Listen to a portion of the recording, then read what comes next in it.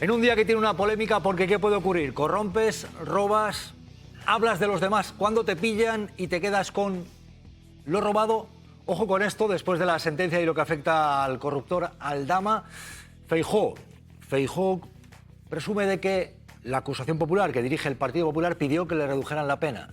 Con algún lapsus, algún problema, pero Feijóo. Una pena privativa de libertad de 4 meses y 6 años, perdón, 4 años y 6 meses, que es el que usted se refiere al señor Víctor de Aldama. Es que la acusación particular del Partido Popular, que coordina el resto de acusaciones particulares, sí pidió una rebaja en la pena del señor Aldama. Esther Palomera. Buenas tardes. ¿Cómo lo ves? Bueno, yo creo que las sentencias hay que analizarlas en su conjunto y de la misma manera que era esperable una pena alta para Ábalos y para Koldo, puesto que había una responsabilidad penal incuestionable. A mí me parece que en lo que se refiere a Víctor Aldama es una sentencia que deja mucho que desear.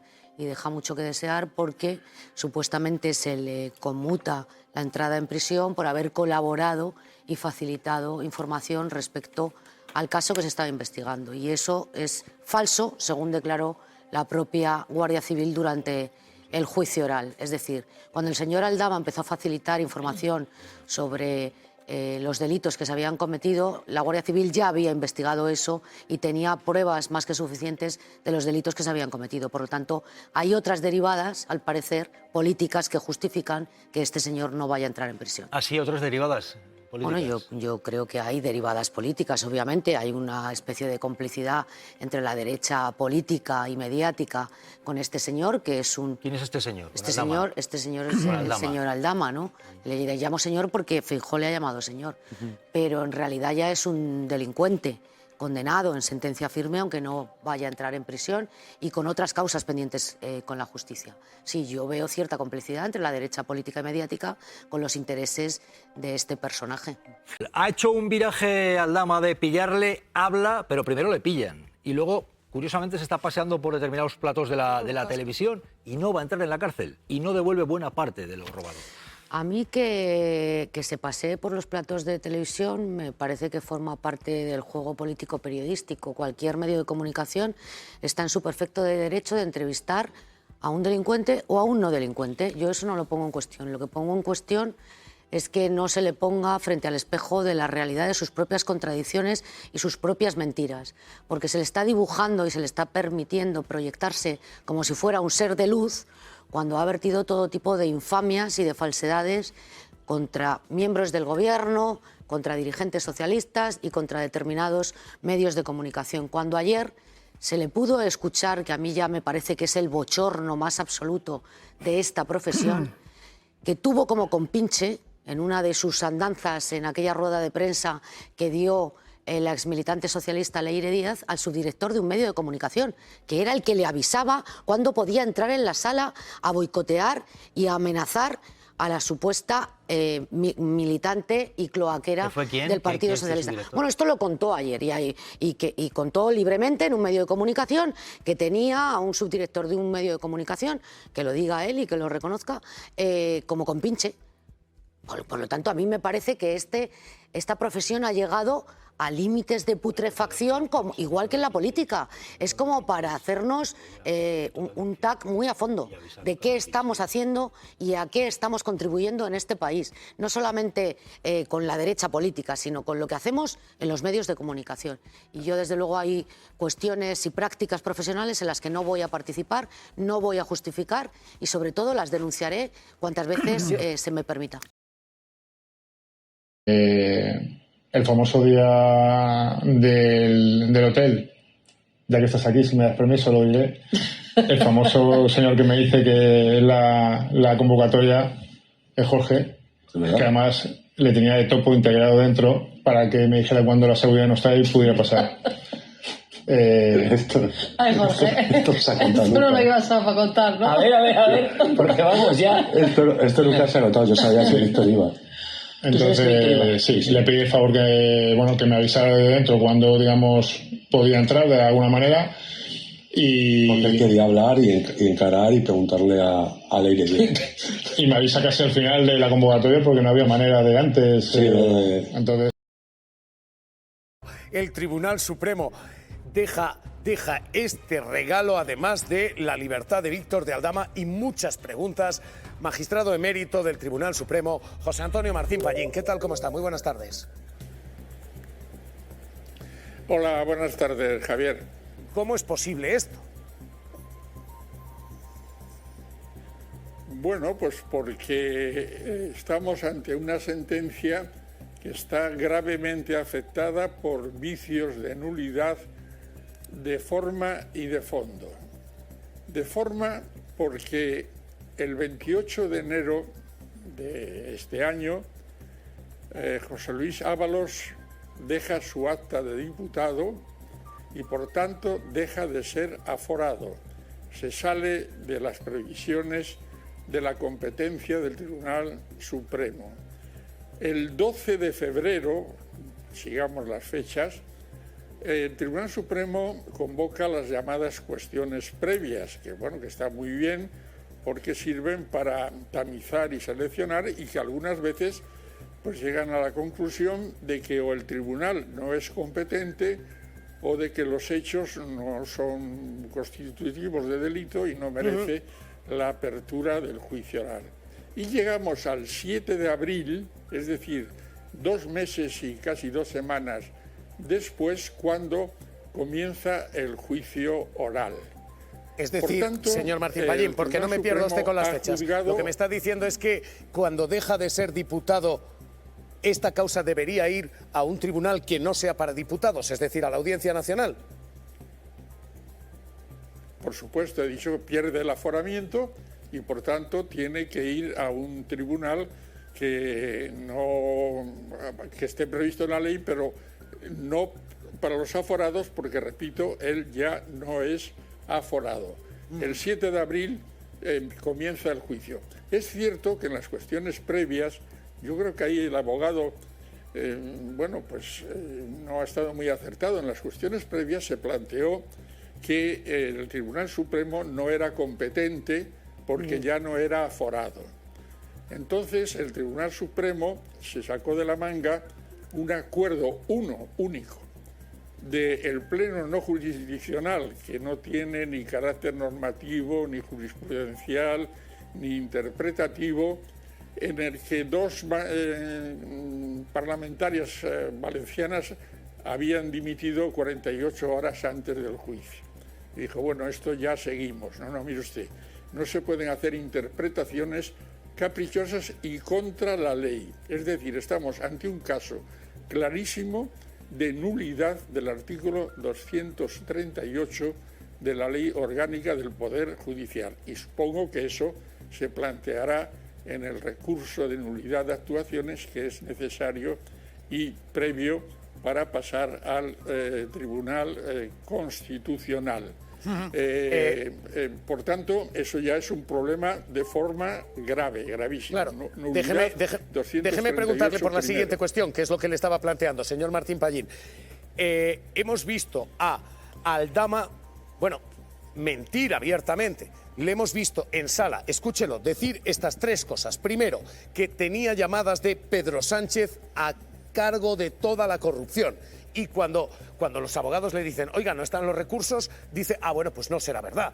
Koldo manejaba 3 teléfonos móviles. Vale, y entonces llamó al señor presidente desde uno de esos 3 teléfonos móviles. Yo sé que habla con el presidente. ¿Tiene usted alguna explicación de por qué en los registros de llamadas no hay ningún solo registro de llamadas del señor Koldo al señor presidente? ¿Encuentra usted alguna explicación? Pues ¿Conoce este dato? que solamente una, que entonces Koldo me mentía y me tomaba el pelo. Hace la acusación y cuando no hay pruebas dice, pues sería mentira. Segunda, dice, hay financiación ilegal en el Partido Socialista, ninguna prueba. Y cuando se le piden las grabaciones, en nada está esta mochila de 250.000 euros. Yo me llevaba una mochila de Montblanc. Yo accedía al ministerio ya por la parte de atrás del ministro, por el ascensor del ministro, directamente a estancias del ministro, sin que nadie me parara. En esa mochila llevaba el dinero. Yo no llevo mochilas nunca. Si llevaba entre 50 y 60.000 euros, lo llevaba en un sobre. Si llevaba cantidades más altas, como he llegado a llevar alguna vez hasta 250.000 euros lo llevaban en la mochila. Magistrado emérito del Supremo, Aldama ha mentido una y otra y otra y otra y otra y otra y otra y otra vez. Y se le concede la libertad y se le permite que se quede 3,7 millones de euros. ¿Cómo es posible esto? Hombre, porque la resolución es escandalosa. Ya solamente le faltaba felicitarle y darle la Cruz de Mérito de San Raimundo de Peñafort, porque la verdad que la sentencia en este aspecto pues es clamorosamente desmoralizadora para cualquier persona que observe racionalmente las resoluciones judiciales. Hay problemas también legales porque la atenuante tiene que ser muy cualificada, la atenuante es la de confesar, no la de ayudar, pero bueno, se viene utilizando la confesión. Y después ahí hay dos aspectos. Primero se habla de unos 6 millones, ahora de 3.700.000. Bueno, pues ¿dónde están?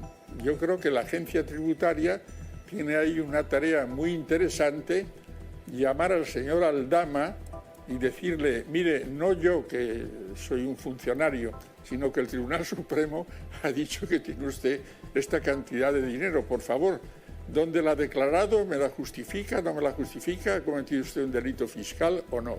Y por tanto ahí sí que el señor Aldama puede tener problemas. Un corruptor convertido en héroe de la derecha que se libra de la cárcel y le dan permiso para quedarse con el dinero. Soy Juan Luis Sánchez. Hoy en un tema al día. El éxito del plan Aldama. Estamos en una fría noche de noviembre de 2024. Sale de la cárcel de Soto del Real un empresario que acabamos de conocer por los titulares que comparte con un tal Koldo García sobre una trama de mascarillas. Se llama Víctor de Aldama y esa noche su plan ya estaba en marcha. El señor presidente me ha llamado delincuente y personaje.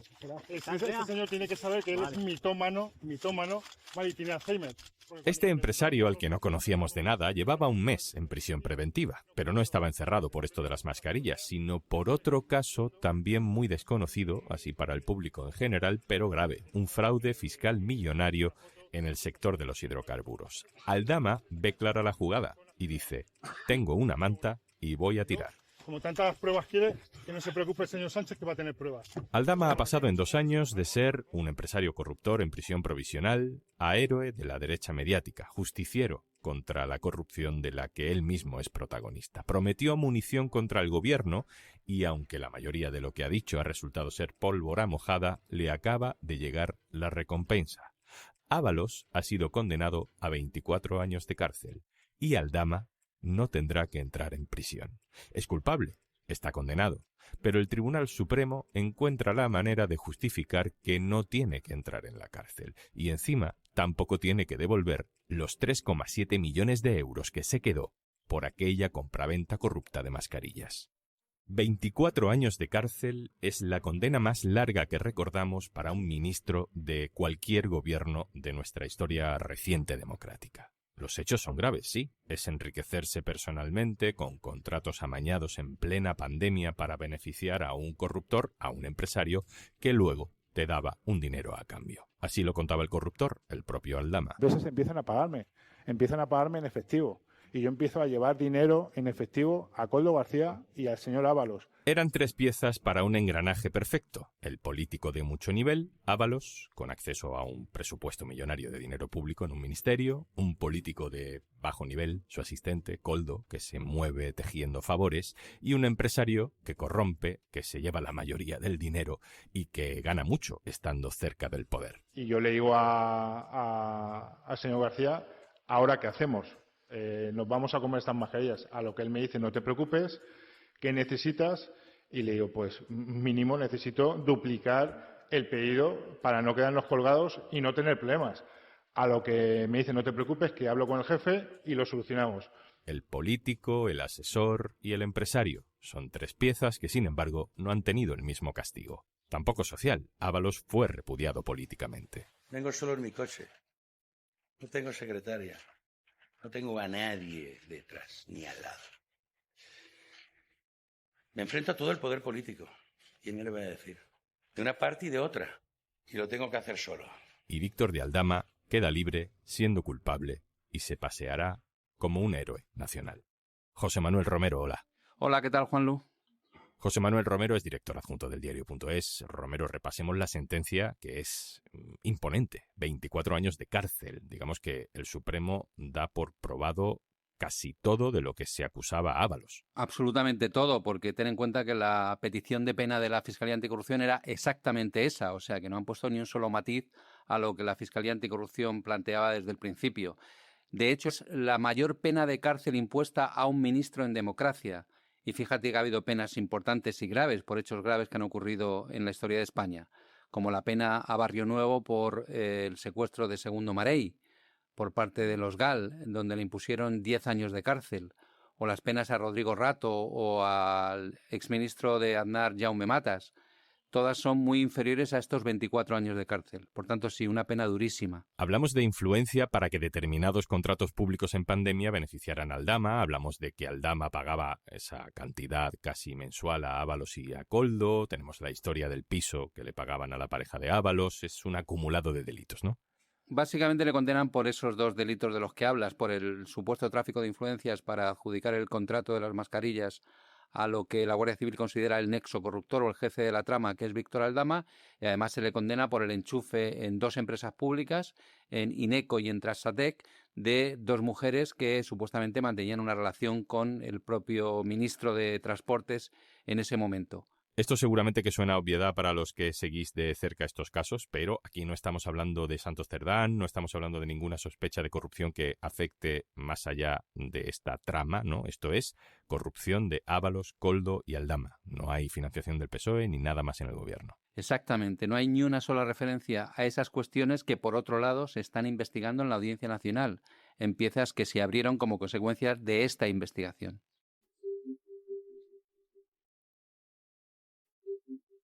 ¿Y por qué, Romero, si estamos leyendo que Aldama ha sido condenado a 4 años de cárcel, también estamos leyendo y diciendo que se libra de la cárcel? El Supremo dedica hasta 4 páginas a justificar esta decisión, que es una de las decisiones más polémicas y controvertidas de la sentencia y que la opinión pública podría no entender del todo. Si Aldama fue la persona que corrompió a Ábalos y a Koldo, si según la Guardia Civil y la investigación que hizo la UCO era el nexo corruptor del Ministerio de Transportes, era el jefe de la organización criminal, era el que pagaba y que por tanto el que paga manda, ¿por qué razón tiene una pena tan corta y por qué razón además el Supremo decide suspender la aplicación de la pena y que no entre en prisión? ¿Por qué tiene una pena tan corta? Es lo que establece la Ley de Enjuiciamiento Criminal cuando alguno de los afectados confiesa el delito, cosa que ocurrió en este caso. Además de confesar el delito, Aldama supuestamente aportó una documentación relevante para el esclarecimiento de los hechos. Esta colaboración con la justicia es la que valora el Tribunal Supremo para imponerle una pena de 4 años y medio de cárcel. Que los 4 años y medio de cárcel se dividen en 3 penas distintas por 3 delitos distintos y la pena mayor de esos 3 delitos es 2 años de cárcel. El Código Penal establece que en ese caso, en el caso de una pena corta, de duración corta, se le puede aplicar la suspensión de la pena, que de hecho el legislador tiende a hacer ese tipo de cosas. ¿Cuándo puede hacer esas cosas el tribunal? Cuando hay lo que ellos llaman un pronóstico favorable de que la persona beneficiada por esa decisión no va a volver a delinquir. Y acaban contando que el hecho de que la condición para suspender la pena es que tiene que hacer 1 año de servicios para la comunidad, digamos que ese hecho repara el mal causado a la sociedad española. Y te estoy citando palabras textuales de la sala que ha sentenciado este caso. O sea, me estás diciendo que Aldama no tiene que devolver el dinero que ingresó de la trama, no va a ingresar en la cárcel y le va a valer con hacer 1 año de servicios a la comunidad, un voluntariado. Exactamente, eso es lo que dice el Supremo. En el caso de que Aldama no aceptase hacer este año de servicios a la comunidad, no se le suspendería la aplicación de la pena e ingresaría en prisión. Y después el Supremo concluye diciendo que si acepta cumplir con este año de servicios a la comunidad, eso serviría como reparación al enorme mal causado a la sociedad. Esto es habitual, que una trama donde una persona es condenada a 24 años, el de al lado, el cómplice, se libre, por mucho que haya tirado de la manta o de parte de la manta. el referente más próximo en relación con el cumplimiento de la pena es el de el que fue ministro de Medio Ambiente en el gobierno de Mariano Rajoy, Jaume Matas.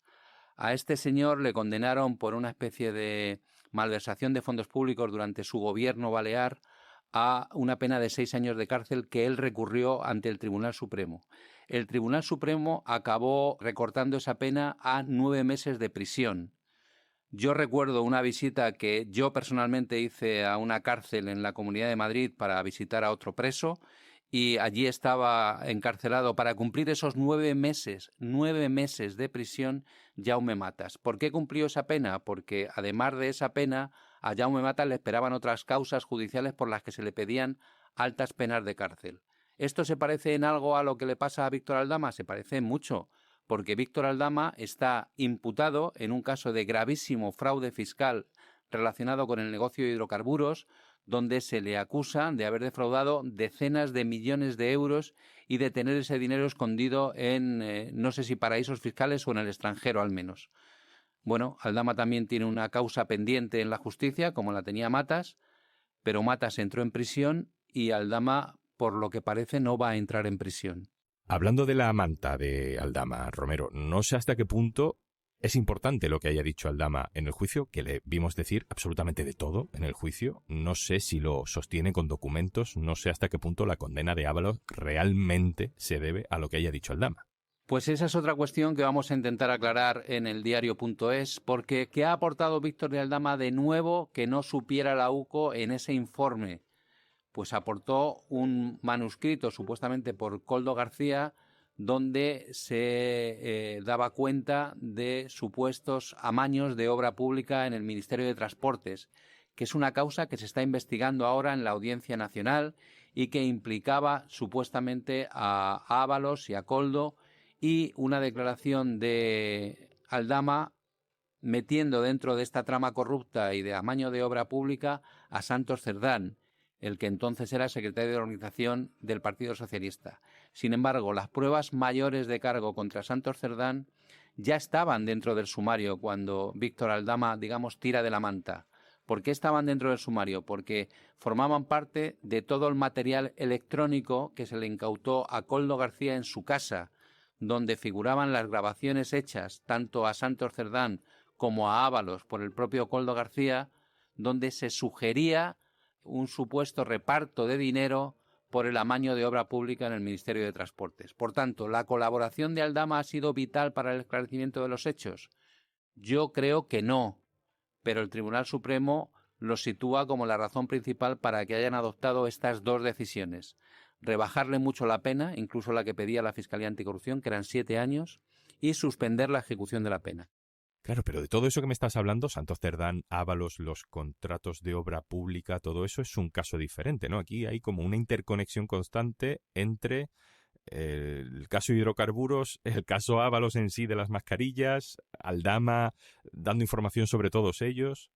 Sí, es así. Quiero decir, de ahí la complejidad de interpretar esta sentencia cuando habla de la colaboración con la justicia de Víctor Aldama. ¿Ha sido clave Víctor Aldama para conocer todo lo ocurrido en el Ministerio de Transporte durante aquellos meses de la pandemia? Yo creo que no. Que prácticamente todo lo relevante, todo lo importante, todo lo grave que ocurrió en aquellas fechas había sido ya acreditado por la investigación de la Guardia Civil, que es una investigación que se inició 2 años antes de que detuvieran a Koldo García y se abriera la pieza en la Audiencia Nacional.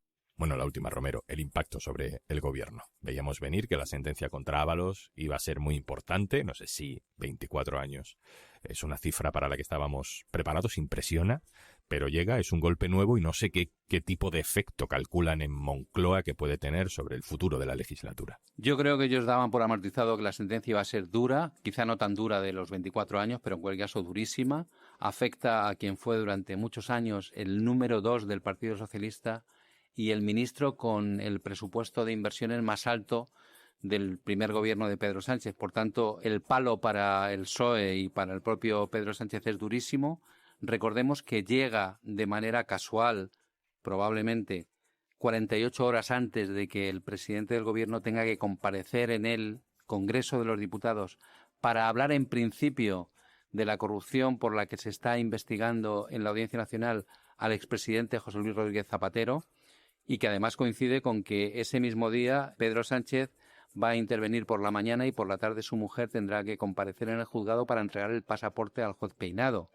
Por tanto, la situación no puede ser más infernal para el presidente del Gobierno, aunque yo creo que esta condena en concreto la tenían amortizada. Creo que ellos justifican su postura en relación con el caso en que la intervención fue urgente. Apenas unos días después de que estallase el caso, obligaron a Ábalos a dejar el escaño, aunque no quiso y se fue al grupo mixto, y creen que con eso hicieron de cortafuegos para demostrar que el PSOE combate la corrupción dentro de sus filas. Pero sin duda la sentencia, por la dureza de la condena, es también muy grave para el futuro de este gobierno, de Pedro Sánchez.